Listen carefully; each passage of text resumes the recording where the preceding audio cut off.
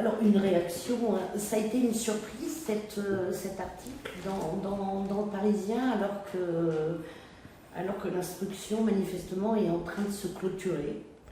Alors, d'abord, c'est un article qui paraît pour l'anniversaire de la disparition de la malheureuse Maëlys. C'est vrai que c'est une surprise, puisque cette information mêle Maëlys et Arthur Noyer, si j'ai bien compris. Le procureur de la République vient de dire qu'effectivement cette information serait révélée en ce qui concerne Maëlys. En ce qui concerne Arthur Noyer, le procureur de Chambéry, jusqu'à plus ample informé, n'a absolument rien dit à ce sujet. Moi, ça suscite deux réactions. La première, c'est la violation du secret de l'instruction. Le secret de l'instruction, c'est un secret de polichinelle, vous savez, mais là, maintenant, c'est révélé avec cette affaire Maëlys et l'affaire Arthur Noyer. La seconde réaction, c'est que si cette affaire, cette information plutôt, est révélée en ce qui concerne Maëlys, ça pose le problème de savoir quelle est la crédibilité de ces révélations, quelle est la crédibilité de ce co-détenu. Donc ça, c'est au juge d'instruction. Je pense qu'ils l'ont déjà fait. Ils sont en train de le faire, en tout cas, de vérifier quelle est la part de vérité, quelle est la part d'affabulation, etc. Ça, c'est un travail qui doit être fait impérativement, et c'est à l'issue de ces investigations qu'on va pouvoir dire, pour ce qui concerne la malheureuse Maëlys, eh bien, c'est crédible. À ce moment-là, on passe de la thèse du meurtre, peut-être, à la thèse de l'assassinat, mais ça aura des conséquences. Si c'est pas sur un plan juridique, ça pourra avoir des conséquences. Le tout, c'est de savoir à quel point ces révélations et ces déclarations faites par ce co-détenu, d'après le procureur de la République de Grenoble, sont crédibles. Voilà, c'est important. Reste que maintenant, pour l'affaire Arthur Noyer, moi, personnellement, je suis tenu au secret de l'instruction, donc je n'ai absolument rien à dire. Il appartient au procureur de la République de Chambéry de dire ce qu'il a à dire à ce sujet. Mais si cette information est également révélée en ce qui concerne Arthur Noyer, mes propos seraient les mêmes que pour le dossier de Maëlys. Parce qu'alors, le procureur de Grenoble confirme qu'effectivement c'est un témoignage qui prenne en compte, un témoignage a priori sérieux sur l'affaire de Maëlys. Dans le Parisien, on évoque des propos qu'aurait tenus Nordal Lelandais, au même co-détenu, concernant effectivement Arthur Noyer. Donc ça, vous en faites quoi, vous Moi, cette information, je ne peux ni vous dire qu'elle existe, ni qu'elle n'existe pas. Rien que le fait de vous dire qu'elle existe ou qu'elle n'existe pas, ça serait violer le secret de l'instruction. Ce n'est pas moi qui vais violer aujourd'hui le secret de l'instruction, puisque pour le compte de la famille, j'ai déposé une plainte en février 2018. C'est au procureur de la République de Chambéry de nous dire ce qu'il y a dans le dossier, s'il a envie de nous le dire, et effectivement de nous dire ce qui ensuite, si c'est du sérieux ou pas du sérieux, également comme vient de le faire le procureur de la République de Grenoble. Qu'est-ce que ça peut changer pour vous Nous, c'est quand même une information. Alors nous, ça viendrait conforter la position. Vous savez que dans l'affaire de la malheureuse Maëlys, la qualification, à ma connaissance, si elle n'a pas changé, c'est toujours pour meurtre. Pour l'instant. Voilà. Pour Arthur Noyer, c'est assassinat. Nous, ça viendrait conforter la qualification qui a été retenue par les juges d'instruction de Chambéry. Ça viendrait la conforter. Si ce n'est pas avéré, si ce n'est pas sérieux, si le co-détenu a raconté n'importe quoi, ça fragiliserait cette qualification. Quelque peu, ça la fragiliserait, parce qu'il y a d'autres éléments qui viennent quand même la conforter. Mais voilà, si c'est vraiment du sérieux, eh bien c'est tant mieux pour la qualification retenue pour Arthur Noyer. Ça veut dire que dans l'affaire de l'assassinat d'Arthur Noyer, jamais Nordal Lelandais a suscité, expliqué, enfin a donné ses motifs. Vous savez, sans jamais rien trahir, puisque tout est déjà dans la nature, Monsieur Lelandais, que la famille d'Arthur appelle l'autre, c'est quelqu'un qui ne parlera que lorsqu'on lui présentera des éléments déterminants, objectifs. Traces de sang, ADN, bornage, etc. Enfin, un élément objectif. Tant que on ne lui amènera pas un élément de cette nature, il ne parlera pas. C'est ce qu'il a fait manifestement à chaque fois. À chaque fois. Est-ce que ça vous étonne, par exemple, qu'il puisse accorder sa confiance ou qu'il puisse se confier? Non, parce que à mon sens, c'est le genre d'individu qui, pour se rendre intéressant, important, pour vulgariser un peu, pour se rendre important, va pouvoir se lâcher avec certains co-détenus. C'est possible. C'est du domaine du possible. Vous savez, pour faire sa place dans un centre une maison d'arrêt, il est en maison d'arrêt pour le moment, pour faire sa place, pour se faire respecter, pour se faire craindre, etc., il peut aussi se lâcher un peu plus et révéler un certain nombre de choses. C'est du domaine du possible. Ça s'est déjà vu dans beaucoup de grandes affaires criminelles. Ça ne serait pas le premier, ça ne serait pas le dernier. Donc c'est du domaine du possible. C'est pour ça qu'il faut bien vérifier dans quelles conditions ces révélations ont pu être faites à ce co-détenu. Est-ce qu'il y a eu des pressions sur le co-détenu? Est-ce que c'était quelque chose de monté avec les services pénitentiaires? On n'en sait rien. J'en sais rien. Moi, j'attends de voir l'enquête. Moi, j'ai pas d'éléments. J'avais quand même envie de demander. Demandez toujours. C'est qu'il y a Maître Jakubowicz aussi dans l'histoire. Est-ce que vous avez des rapports les uns avec les autres, les avocats? On se connaît avec les avocats. Je connais Maître Rajon, je connais Maître Jakubowicz, j'en connais bien d'autres au bout de plus de 30 ans de barreau. Naturellement, on se voit dans d'autres affaires. Mais cela dit, chacun respecte, on va dire, son job, son rôle. Moi, quand je suis dans l'affaire d'Arthur Noyer et que je rencontre Maître Jakubowicz, je ne vais pas lui donner tous les tenants et aboutissants, ou je ne vais pas lui présenter ma ligne de défense de la même manière que lui ne va pas faire non plus le contraire. Voilà. Il a une ligne de défense, elle est ce qu'elle est, moi je la respecte depuis le départ. On verra bien à la fin si elle était la bonne ou pas la bonne.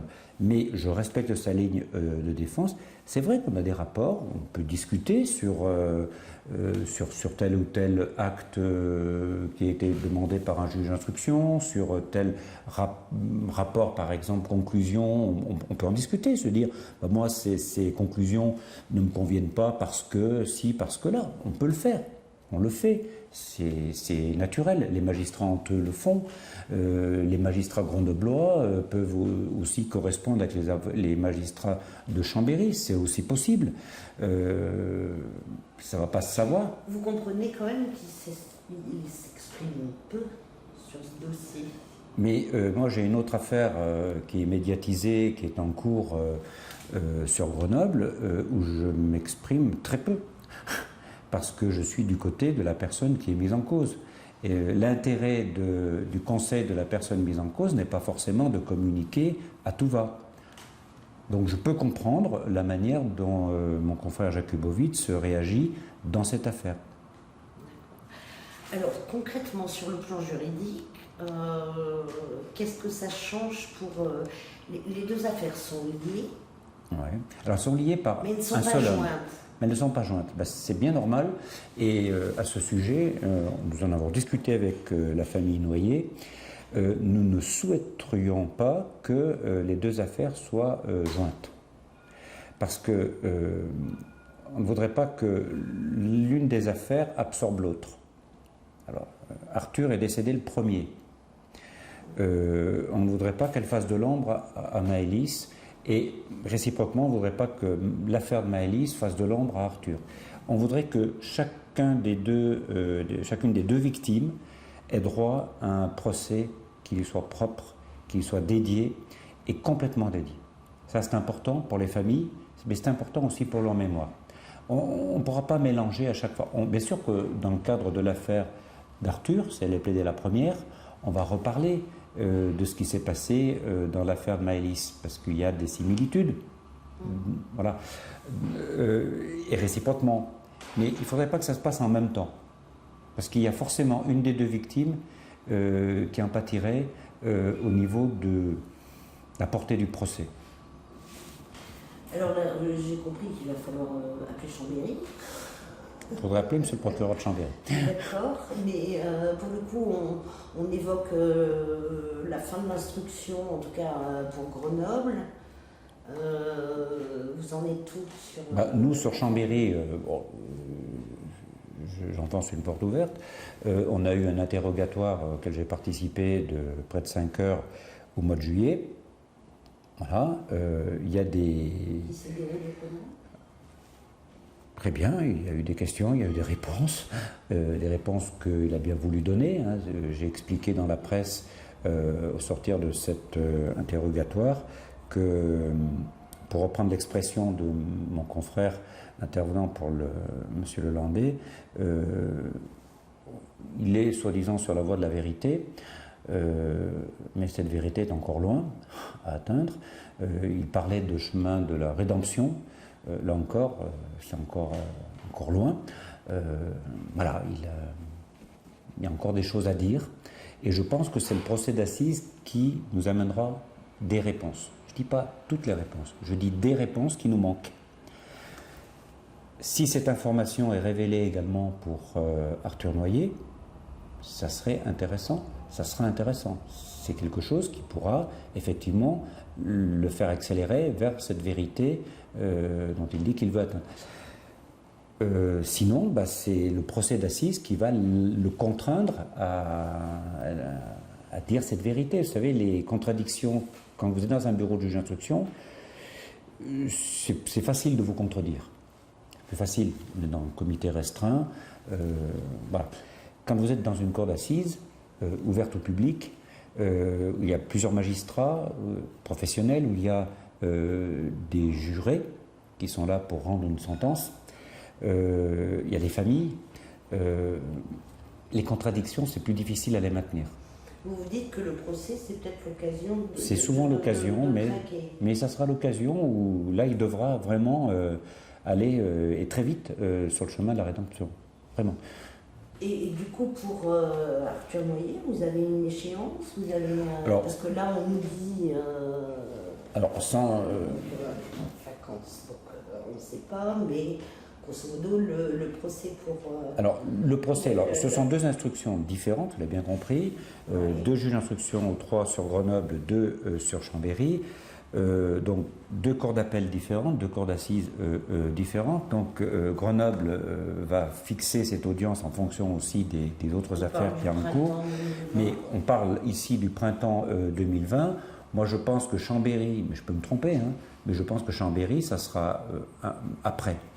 Je pense que ça sera après. Pourquoi ? Parce que dans une affaire comme dans l'autre, il peut y avoir des recours de part ou d'autre, c'est-à-dire soit de la partie civile que je représente, soit de la partie accusée, parce que, tout simplement dans l'affaire d'Arthur Noyer, moi je vais soutenir que cette affaire doit être qualifiée d'assassinat, peut-être que mon confrère ne sera pas d'accord.